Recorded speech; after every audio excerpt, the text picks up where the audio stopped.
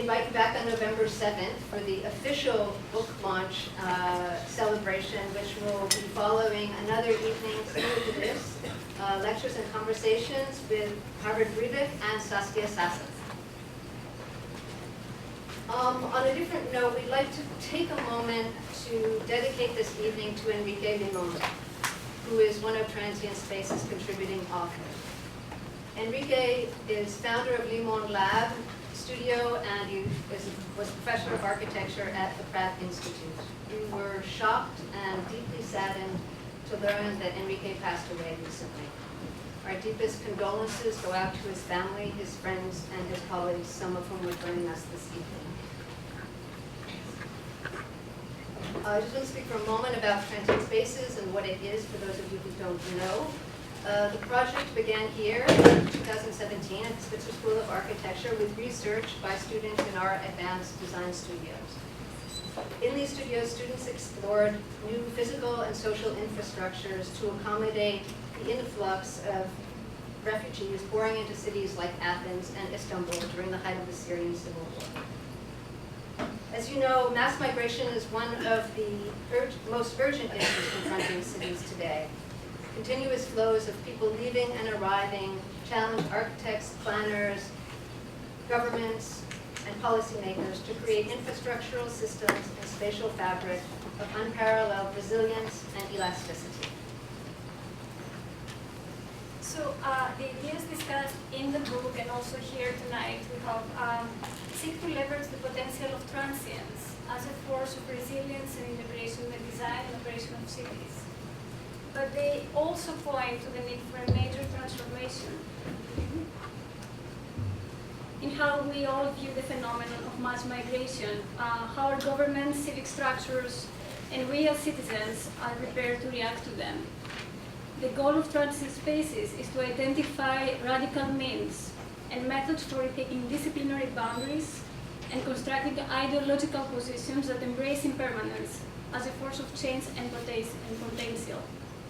In a way, this book was our response to the Syrian refugee crisis, and mostly an exhortation to all nations, political leaders, planners, designers, and citizens of the world to open our minds and our borders to the potential growth and prosperity that certainly comes from interaction, integration, and innovation, and only can be made possible by the exchange of ideas, culture, and expertise from beyond borders. So, on these notes tonight, Rahul Mehrotra and Filiep Decorte will present their work on transience and related themes. Following their presentations that are titled, respectively, Transience Across Scales, Some Reflection from India, and Quito Papers, The Science of Urbanization and the Co-Production of the Open City, we hope that you will all join us in a lively debate that is provoked by the questions raised in their work.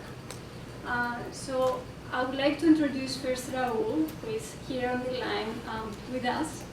So Rahul Mehrotra is a practicing architect, urban designer, and educator. He works in Mumbai and in Boston, and he's teaching at the Graduate School of Architecture at Harvard University, where he's professor of urban design and planning. His practice, RMA Architects, has executed a range of projects, from corporate office buildings to university buildings, a library, and a series of social advocacy initiatives, including communal toilets and a low-income housing for elephants and their keepers. Rahul has written, co-authored, and edited a vast repertoire of books on Mumbai, its urban history, historic buildings, public spaces, and planning processes.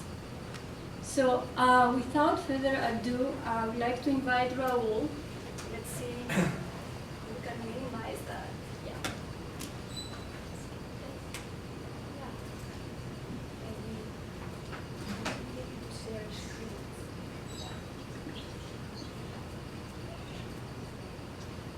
Can you see the screen, the slides?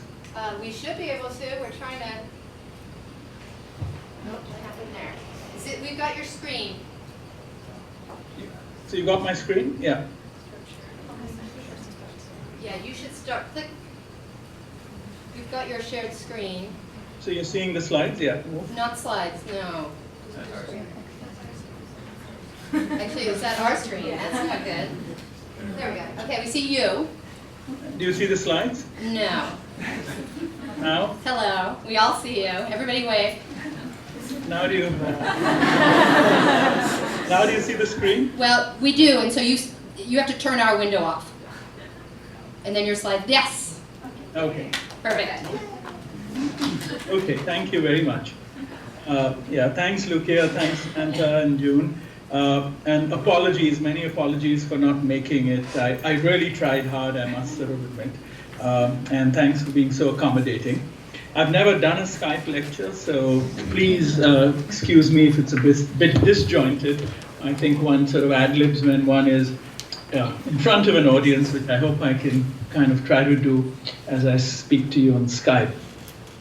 So first of all, thank you for this invitation, and I think this amazing rubric of transients and transient spaces, I think is really productive for discussion among our community of architects and urban designers and planners.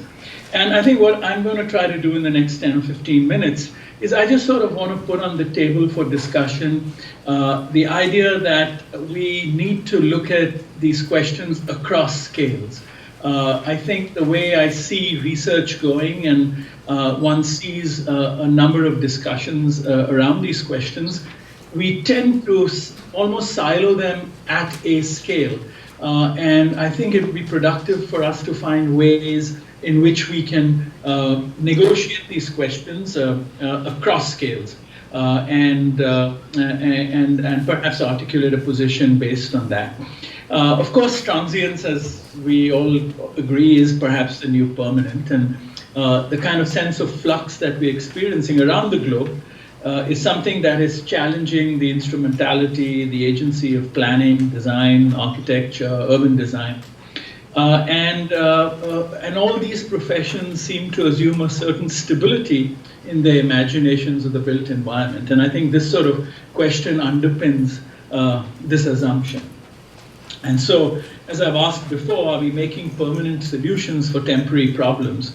And then, so what does this mean for urbanism? And I think for us to be effective, again, I think we need to challenge this question of flux across different scales. And I mean this in two ways. One, in anticipating the kind of rhythms that come out of this flux. And the other is how we can embed the question of time, temporality in planning. And I think the other side of that is the question of reversibility. And so I think one could, just to simplify this, take the large, the middle, and the small scale, or that could translate into the planetary, the regional or national, only because often data is organized like this, and the urban or a more kind of localized scale. So what I'm going to do is sort of run through some of my own research, some of which some of you might be familiar with, just to allude to the different kinds of scales and how we might be able to make these interconnections. And so first, I think the first question,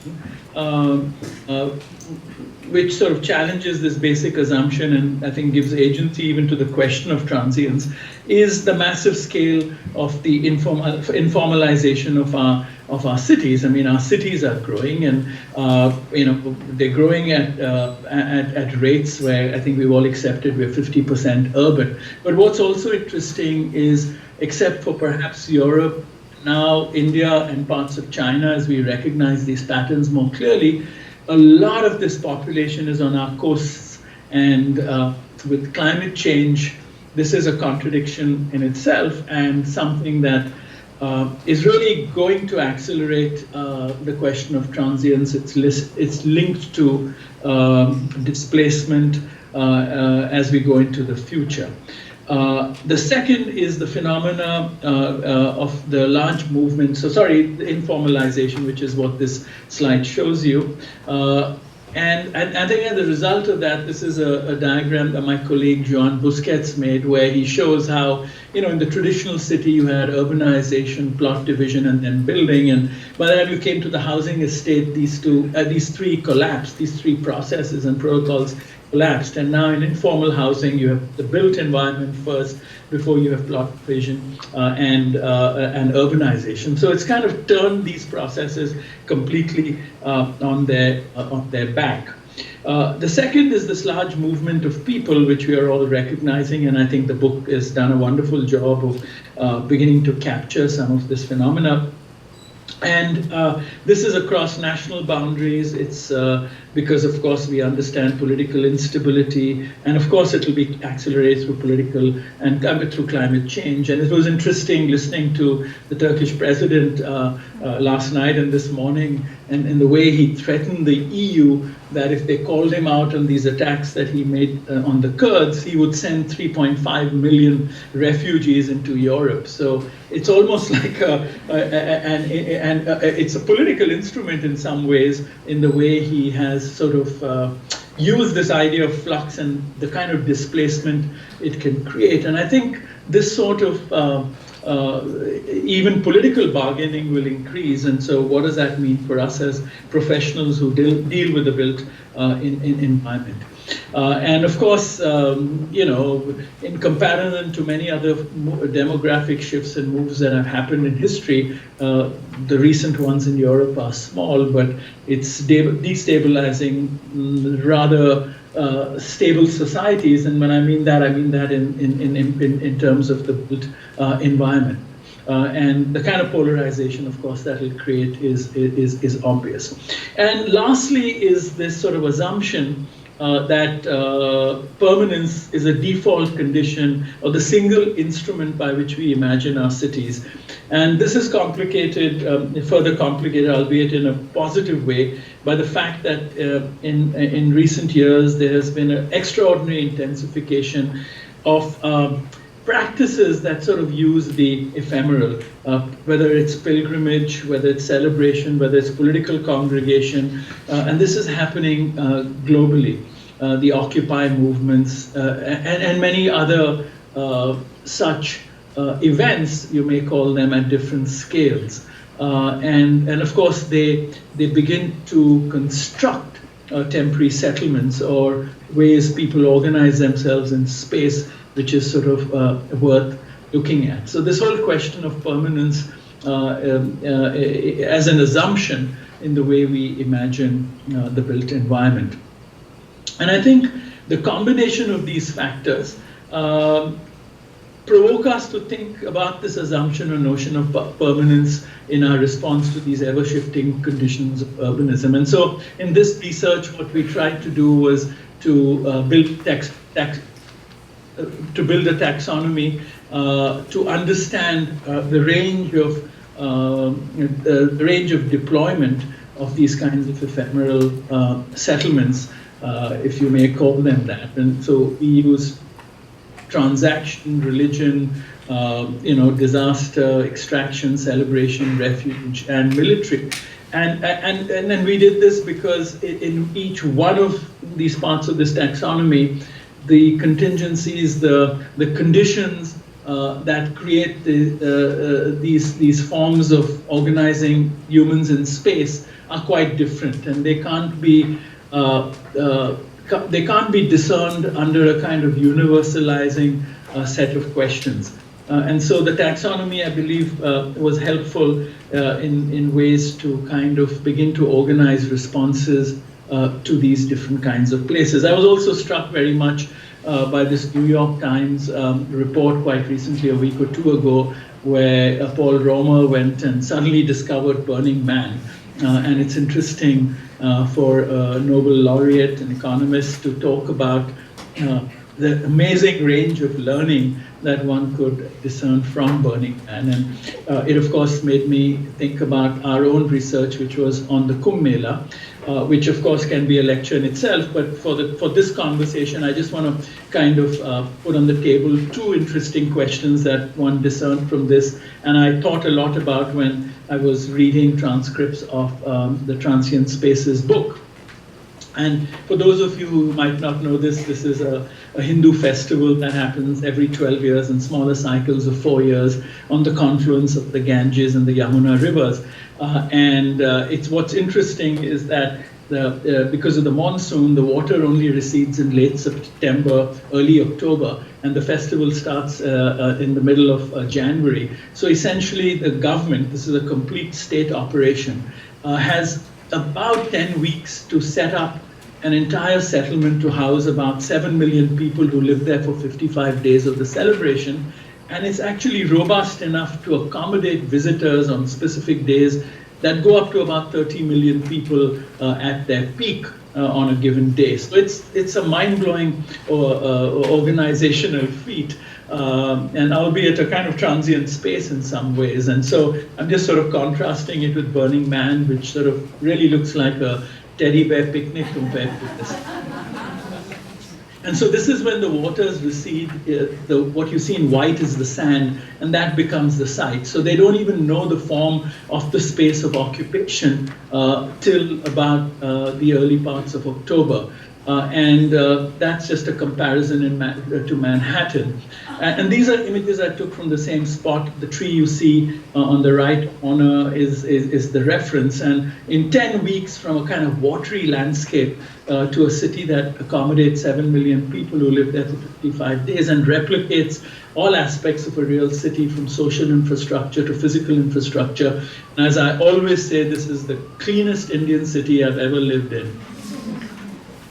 But the two things I want to kind of just highlight, which have been for me among the most exciting things one learned, one was that the entire settlement infrastructure, so not water supply, the pipes, but the infrastructure that people occupy to live in, was actually made out of 5 materials. So it's a true kit of parts kind of operation. 8-foot tall bamboo, screws or nails, string or rope, a skinning material or corrugated metal. So actually, you could even say 3 materials because those are 3 families of materials. And this gets scaled up across a whole range of types. They're going from temples to community halls to just simple tents for 4 people. And that's what makes its deployment and its reversal so incredibly efficient. The other thing that I sort of want to share is the governance structure. Because when we talk about transient spaces, or when we talk about cities generally, if I just step back for a minute, actually, more than the subdivision of land, we often attribute that as the more permanent footprint. Buildings might change, but the way land is platted, or buildings themselves. But actually, often governance structures permeate much longer terms in terms of time and sustain and become much more permanent than often even buildings. And what's interesting about this operation of the Kumbh Mela city is that the governance structure also sort of shifts on a temporal scale. It starts with what you see in red, which is a very top-down operation. Then it shifts, as you see just on the side of the big red dot at the top, to the bureaucracy, which is mapped in yellow. And that sort of goes all the way till 3 or 4 months before the festival. And it shifts then completely to what you see in blue, to the bottom half of that circle. And they have the power to actually go outside the circle. And so it's a shifting governance structure in terms of hierarchy, which is really fascinating. And if cities thought about that as ways that even governance could be thought about in transient terms, with minimal accountability. In this case, the accountability is to just 1 or 2 people. So it allows the people in the bottom half of that circle, which you see in blue, which are the implementers, a lot of flexibility. They get really nimble in the way they can make decisions because they just need a cell phone to contact one person, which is a top bureaucrat or someone dealing with the finances. They don't go through the entire labyrinth of bureaucracy. And so I think it's worth looking at governance too when we look at these scales. And then, of course, this thing reverses. A week after the festival is over, this is what you see. The material gets recycled because it's broken down as a kit of parts, and then the water kind of erases any memory of that settlement, which only lasts actually for 55 days, and it kind of disappears. So how does one then deal with the flux and at different scales? And I want to quickly just share with you some research we're in the process of doing for India. And even just asking the question, what is urban? Because when you define what is urban, you begin to extend that through our imaginations as urban designers and planners into a set or imagine the way it can be physically manifest. But I mean, I think what is urban itself is up for grabs. And in India, there are three criteria that our census or our government uses. One is that any settlement that has a population of over 5,000 people, a density of 400 people per square kilometer. I mean, Greater Houston has a density of 240 people per square kilometer. So 400 is really quite dense. And this is the bizarre one. I've forgotten the word male here, but it's 75% of the male population should be engaged in non-agricultural employment. And if a settlement meets these three criteria, they begin to get defined as a town, a census town, which means then by that extension, they get municipal support, funding, and they have a whole formalized mechanism to run them. Now, based on that criteria, we have about 7,523. I think this number has gone up a little bit. This is a few years old. Towns, and this is how we usually represent them. But if I actually begin to break this down by each one of those criteria, I get a completely different reading, which is interesting. So if the reading of 5,000 people as a minimum population, this is how one would read settlement patterns in India at a much finer grade, and this is a village level census data. If you look at the criteria of density of 400 people per square kilometer, India has the world's biggest megacity, which goes like short of Kashmir all the way down to Kolkata. It's 200 miles wide. And you know, it houses about almost 300 million people. It is the world's biggest megacity.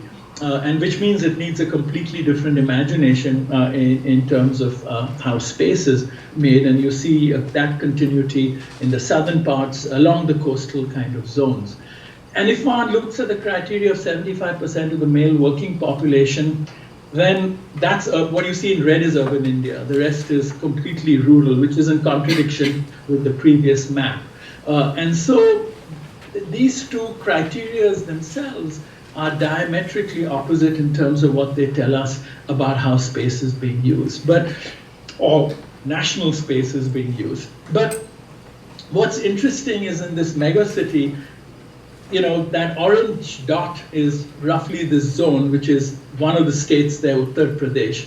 And these are countries around the world with a smaller population. Now, I mean, of course, the scale of this is the next kind of scale.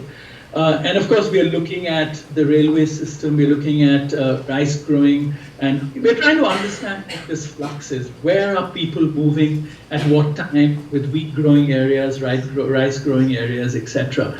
And the thesis we're kind of building is that India is really 40% urban for 6 months of the year and 60% urban for the other 6 months, which means we're talking about 300 million people in flux. And of course, this squarely sits into the question that you've raised in the book, which is how does one deal with transient spaces, because this has implications on housing, it has implication on border conditions, it has implications on spaces for transaction, it has implications on all the kinds of spaces we deal with. And of course, for governance, there are many contradictions. So this is Bankara, which is 65,000 people almost, but it doesn't qualify as a town because it doesn't meet all three criteria. And so it's governed as a village. So it has 5 village elders who govern this. And on the other hand, you have a little village like this, which you see as the organic pattern on the right corner. But there's agro-industry there, food processing, and the corporation now has basically infiltrated the governance of the village. The corporation runs the village. And so, and there are many, many examples like this. So there are huge contradictions also for governance. So it really raises a gamut of issues when you have this kind of flux, which you also don't know how to read on a temporal scale, because you don't know how long some of these will even last as structures. And so then one can begin to map what are transitioning settlements, and this is part of the research where one could get into identifying these areas in a way to anticipate what might be the mode one could employ, or what might be forms of infrastructure that one might deploy, because you're going ahead of the curve and not waiting for them to become, to qualify within these crazy criteria as towns, but anticipate the ones that are transitioning and will soon meet all these criteria. So that becomes really the future of the trial. And this is a map we recently did where we said, let's just take the Indo-Gangetic plain. So this is the watershed of the Ganges and the other rivers in that plain. And this is about 500 million people and about 6 national borders. And within this, the amount of transitioning settlements is amazing.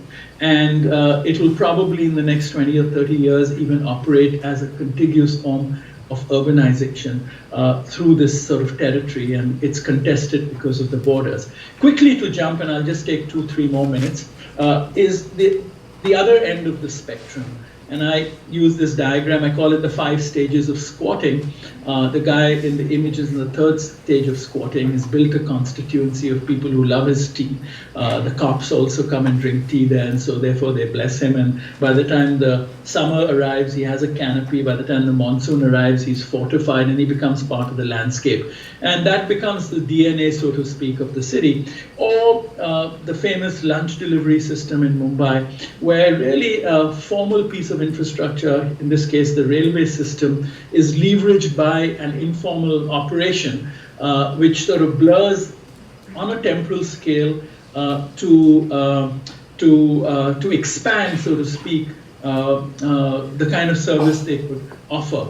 And so because of the rail system's efficiency, this delivery system picking up boxes from people's homes, aggregating them on the railway system, and then disaggregating them at the central business district to give you a hot lunch and to take your box back in the evening for a very low cost, shows you how this, so transience as an idea, I'm just suggesting, could also be applied to forms of infrastructure or to public space, in this case, street in Mumbai, which gets converted into a community hall for 10 days during the Ganesh festival, and then goes back to being an ordinary street, or this wonderful Indian game of cricket that the British invented, which are played on the Maidans, which get occupied for weddings, albeit just for an evening.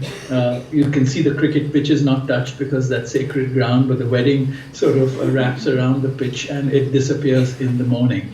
And so I think this sense of transience at that scale is about elasticity. And I mean, I think these 4 criteria one could actually expand across scales. It's about incrementalism. It's about aggregation, disaggregation. It's about appropriation and deappropriating of space and how one imagines that. And the idea of soft thresholds, because in these conditions of transience, I think one very important factor is how social transgression occurs. And it actually softens thresholds in our civic and in our urban space, which becomes important. And so I think, yeah, I think I should just stop there and then we can carry on. Thank you very much.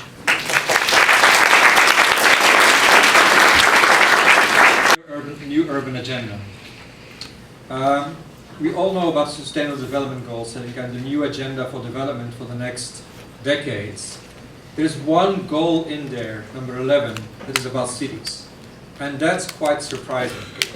For a long time, member states looked at cities as problems. That's where informal settlements are, that's where we have political problems. Suddenly they turned around and believed finally in what we strongly were supporting, that cities have a transformative capacity. They always have, but if you really manage and plan cities well, they can help transform societies. So this document is basically the how to use urbanization, and it's a political document, hence it's not too thick. Consensus between member states on how to use urbanization exactly, not just to get to, this is then, I come to the second publication, use urbanization exactly for economic progress, but also for a number of other issues. Our executive director at the time, Juan Clos, was the ex-mayor of Barcelona, felt that the political document was never going to be clear enough or going far enough. He had a conversation for a couple of years with Professor Sennett, Richard Sennett, Ricky Burdett, Saskia Sassen, and Rahul. I think at some point also you were part of the conversation for a while. And we produced this book, The Quito Papers and the New Urban Agenda.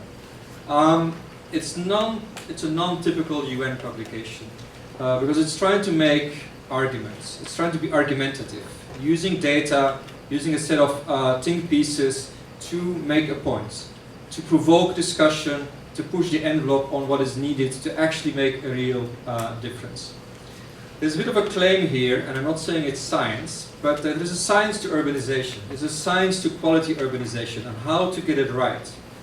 How to really produce cities that can deliver on those ambitions.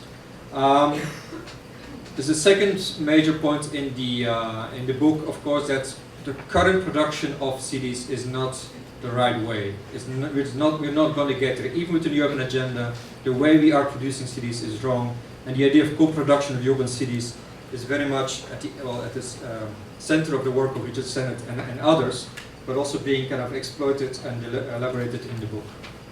And I'm trying to now move the slides.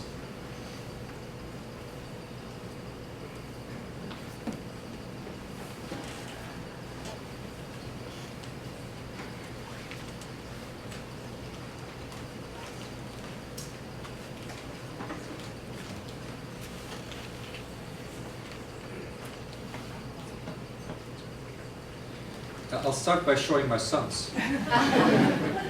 But I'm doing it for a purpose because all of this has to be seen, at least from our perspective, very much into what is happening.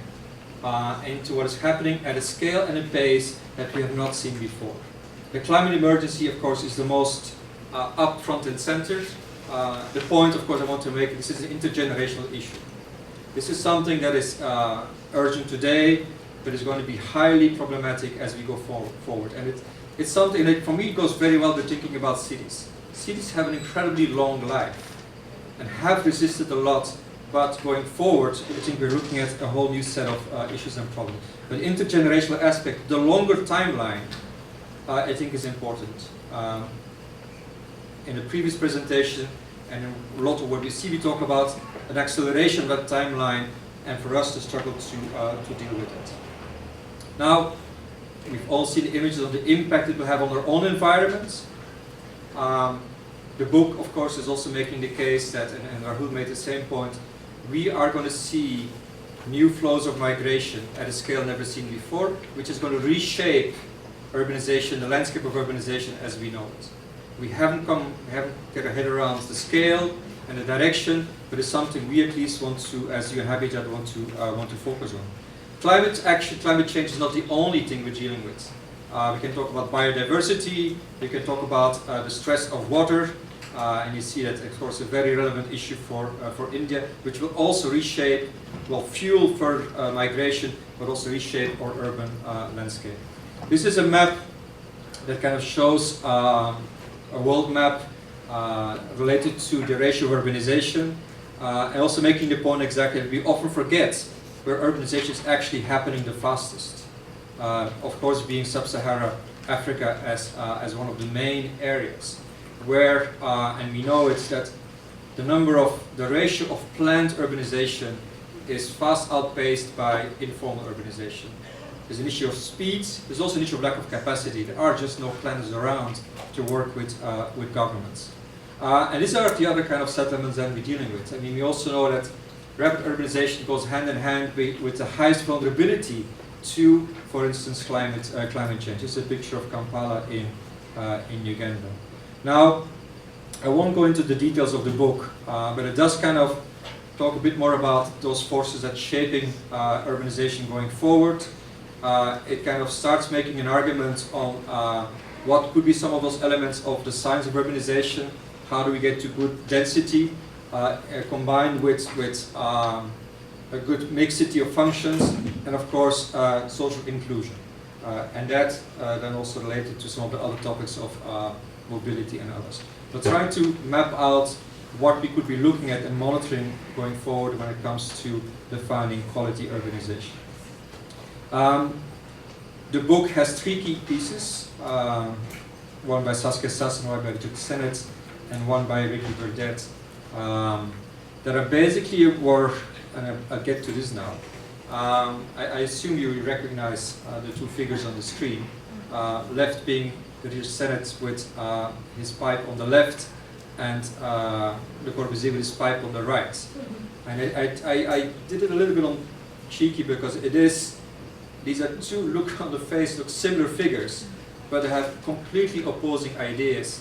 And this is, of course, also the essence of the book that we have worked on. Let's not forget that exactly the Corbusier's reaction basically came following a wave of fast urbanization and industrialization in Europe, with a lot of informality, with big problems of the type of density that was generated, and a response to try to create order, separating functions, introducing, of course, bringing green into the cities, but in the process deconstructing what people like Richard said, of course, would call the essence of urbanity.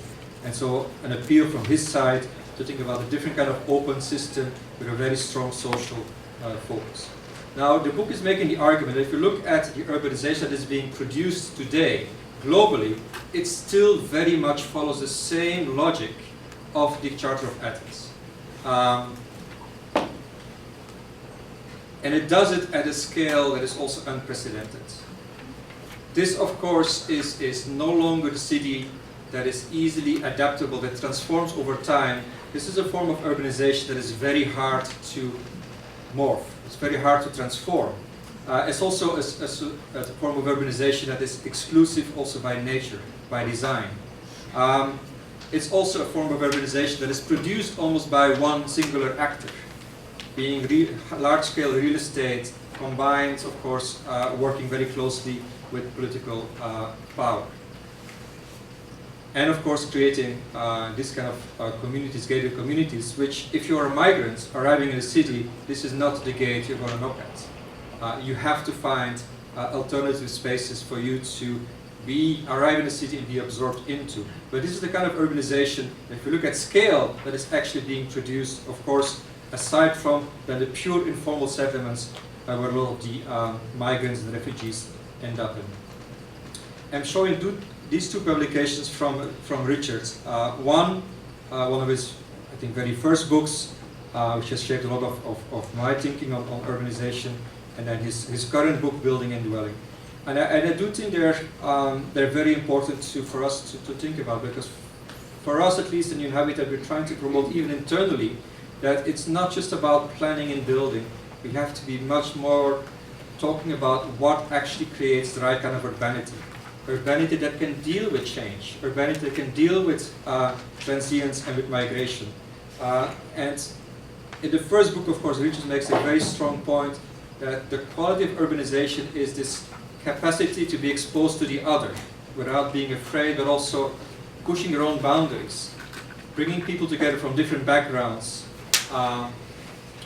pushes your own limits and makes you grow as an individual. That adds up, of course, if that adds up to the scale of a city, you get a very creative force, a very social progressive kind of environment. And it makes the point, of course, that dealing with diversity is in the DNA of cities. And having that also then transform the built environment, so combining both the built form with the way we live in it, the way we adapt ourselves, but the way also we adapt the urban spaces we live in. And that kind of dialogue between the actual form and then the way we appropriate it, I think we don't pay enough attention to, I would say, even within the UN Habitat, but also within the broader professional community. A key question, of course, that is in the book, and I'm just picking up some of the quotes which are in there. So how, in the discipline of design, we come from a background that we deal with the concrete in particular, we create spaces that contain the possibility of action. Even at the level of the design now, the images you might recognize from Chile, but again, and Rahul can probably show whole books of experiences back in India in the 70s in terms of rapid growth, we're dealing with incrementality. And a drawing on the left that is making the case that if you try to think about cities as adaptive spaces, a lot is about the transition between the different entities. And even in New York, you have different neighborhoods, but how you transition from one to the other, how you allow the other to come in and create new experiences on the edges and transition between what we know as well identified spaces and neighborhoods. Now, the same argument as Rahul, there's different scales to be thought about. Starting the scale of the building, of course the image of the porous border applies at different scales. But in the book is also being worked on. One thing that gets lost in the urbanization of today is public space and the true nature of public space. It gets privatized. Even if it's still the black and white urban form, the actual white is no longer truly public. And so there's also been a push to compensate, a push for the commons, a push for commonly used spaces, both for different functions, be it for work, be it for play, and other areas. But it has to happen, of course, at scale to be meaningful in any way. The whole thinking around the circular economy, of course, gives us great opportunities to rethink this notion of commons at the level of a neighborhood, at the level of a city. And I do think there are a number of interesting experiences emerging around the world. Paris is a good example, where it's actually part of the policy of the city. But how do you exactly, what does it mean for our own practice as architects, planners, and urban designers? Because this, by definition, is a very lively system that keeps transforming itself over time. Now, I'm showing a completely different picture because to come to one of the other points, when you talk about commons and this coming together from newcomers, people that have been there for a while, even if from different backgrounds, how do you create public space that everybody can appropriate themselves? Now, this is a very specific example of a public space in a refugee camp in Fuhar in Palestine. They spent a year and a half trying to identify what public space was within this refugee camp that had no public space whatsoever. Exactly, it started off as a tented camp, had completely built up, the notion of public did not exist, and then they spent a year and a half trying to create a common for the community. Now, of course, the big challenge was to anchor that into local culture and identity. The end result, to make a long story short, was kind of a walled space with low walls, kind of creating a bit of a privacy from the surrounding houses, and allowing exactly a house without a roof, allowing activities to take place.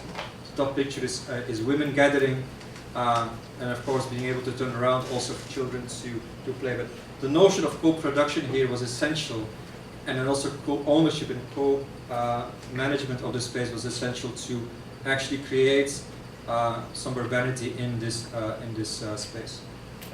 I'll try to end because I think certainly building on Rahul's first speech, and time is short.